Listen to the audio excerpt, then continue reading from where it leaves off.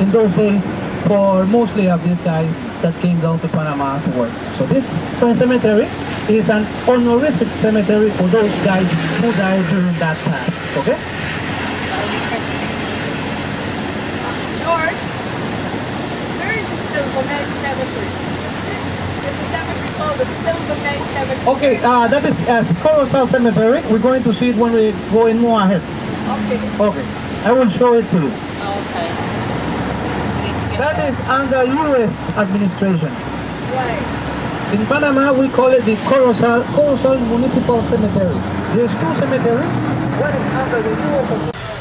You should get over to see that. We buried up there. Big difference, right? That's a gold cemetery. And up we can see the Mormon church. At the end of to the left, that is the Mormon church. That is the biggest Mormon church in Panama. So this is the Silverman Cemetery or Coruscant Cemetery, administrated by the U.S. Like you can read Coruscant American Cemetery. So there are two cemeteries, separate cemetery. Over there to the left is administrated by Panama, and this area of this part of the cemetery is administrated by the U.S. All of the workers, they change completely everything. They put the tombstones, new tombstones. They fix up entirely this cemetery for their workers that work in the construction of the Panama Canal. Can you actually have access to the Silverman Cemetery? Can you walk in? Yes, you can. You can walk in the cemetery. Yes, but we have to ask permission before. So we have to do the arrangement before. All right, no problem. I'll do that. Thank you. Okay.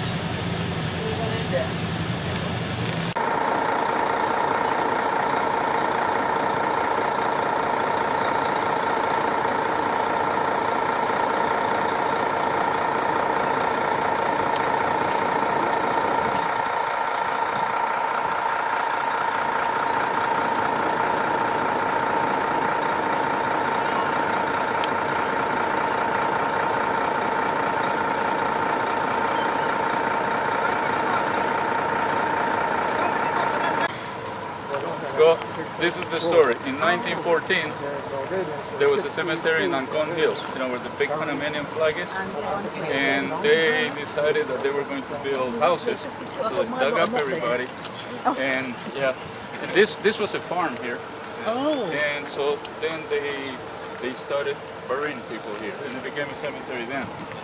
Then throughout the years, different soldiers that were dying, you know, adventurer soldiers, whoever, they got buried here, Panama Canal employees, until 1979, when of course the canal zone was leaving. They brought 1,300 graves from Colon, from Mount Hope. They brought them here. So depending on what time the burials took place, the new section was made up. Because there's someone who's very much into plants and foliage. And there's a particular, you see that very reddy palm thing that's sticking up there? The red? It's called red borderline. Yeah. That cemetery on the part we saw on the other side seems to be filled with that. Yeah. Which one is that one? That's Silverman again as well? Yeah, I think so. I haven't really paid attention on the ones on the other side. Right, because that jumps out at me. Because you can see it all through the cemetery. What's here? That little dark brown one That's sticking dark up. brown, and it comes in reddish, it's greenish, etc. Yeah. And you know, I'm not familiar.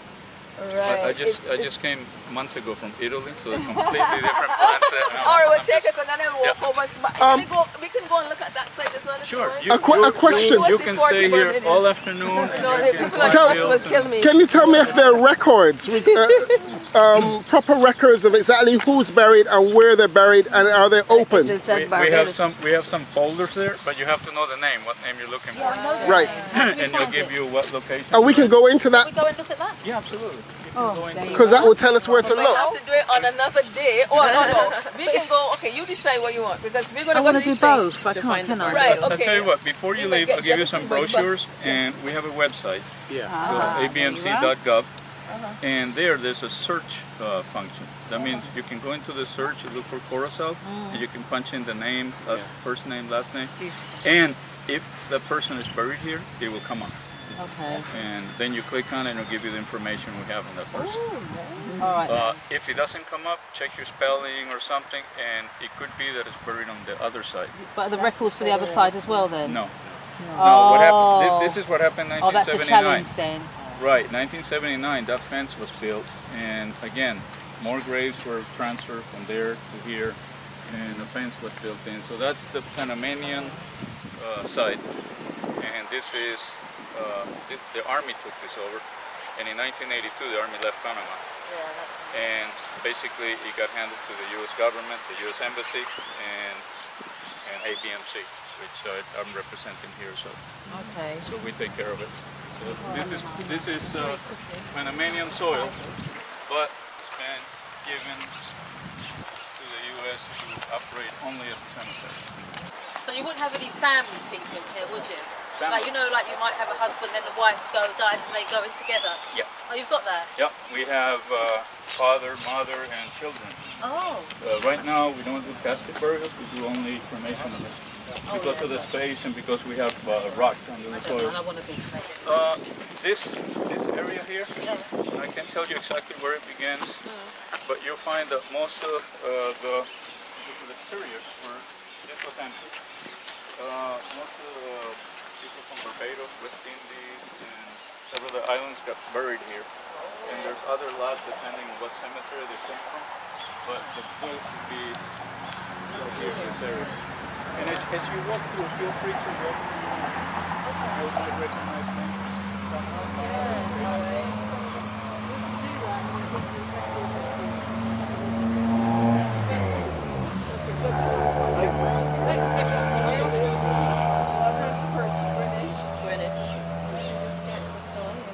Somebody may ask me who's Percy Greenwich. 72, so these are the Barbadian area? Yeah. this area. He said there's Barbados and people from the Caribbean. So look for the names. Okay. But these are not going to be. These seem to be people who live to a ripe old age. Yeah. So you think our people would have died a while back? These are not people that. These are not people that. These are not people that came down here to work on No, the canal. they just They would lived have out. been too. Well, maybe. That's possible. He could have been, yeah. So he would have just stayed here, you think? Yeah. But that's a bit early. They only started coming in 1904 or something, 1905. They wouldn't have come in 1890. No, these are when they're born. He would have been 8 years old. But he could have. Sometimes people, sometimes they came when they were very young. Very young. Hey, wait a minute. Here it is.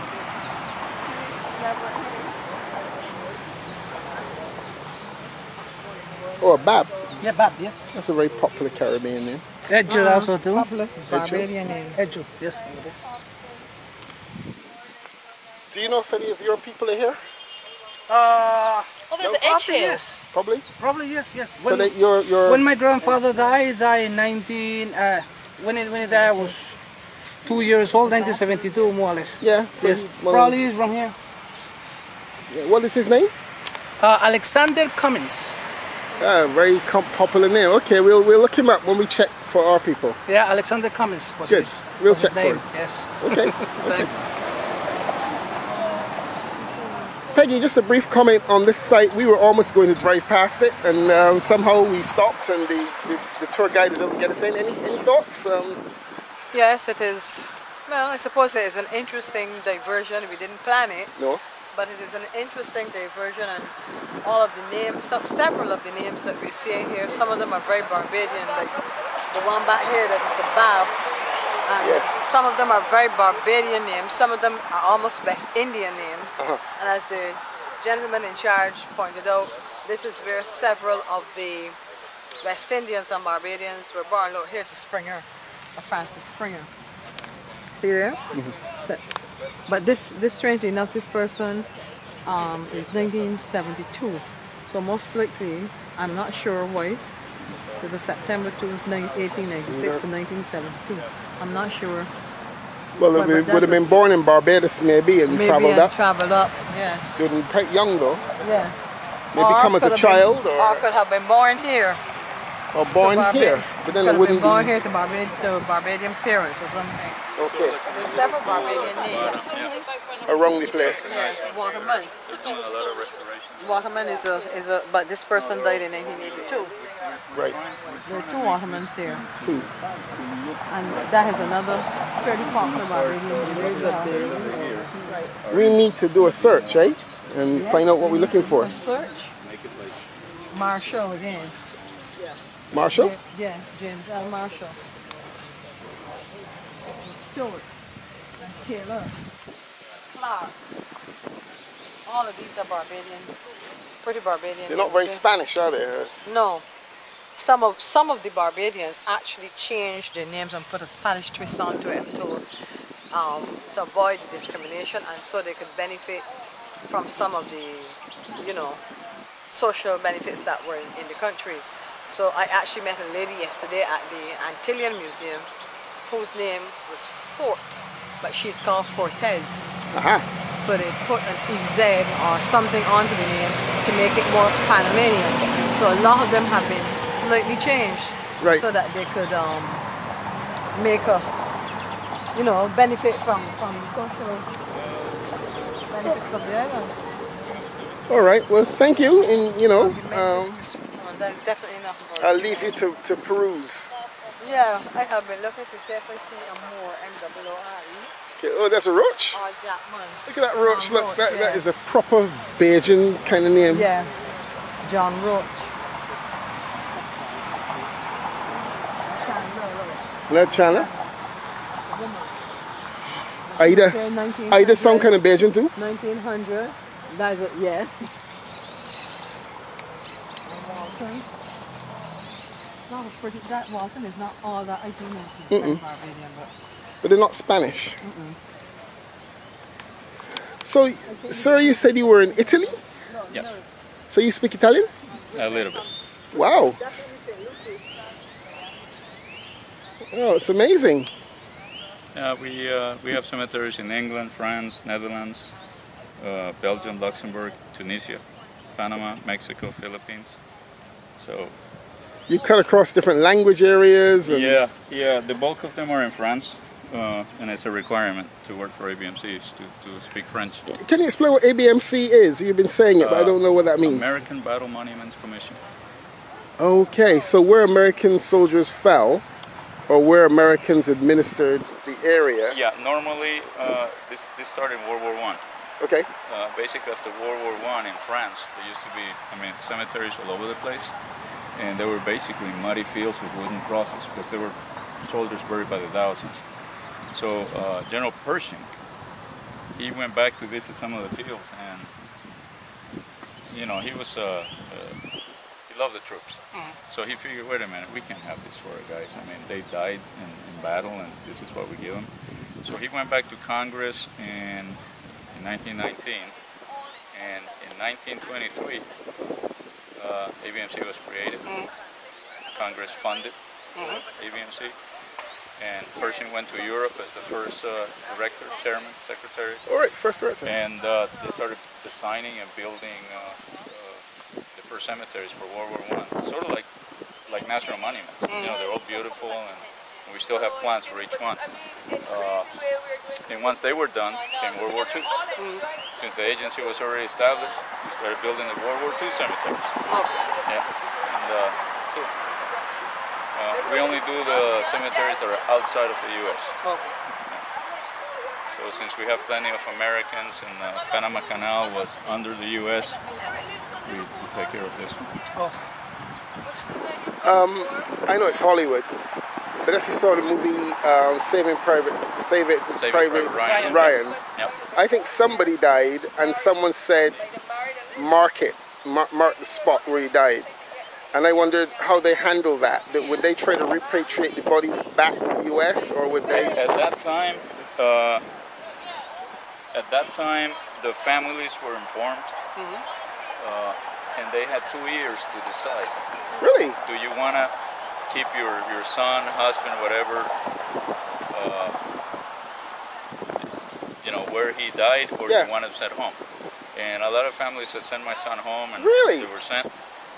They take them home? Yeah. Yeah, caskets were put on ships, go to the States, and full military honors. And those that decided I want my son or husband to be buried in Italy, where he died. Where he died? Buddies. Yeah, we got bomber crews that are side by side. Wow. Yeah, and the family would decide, and that's how it was done.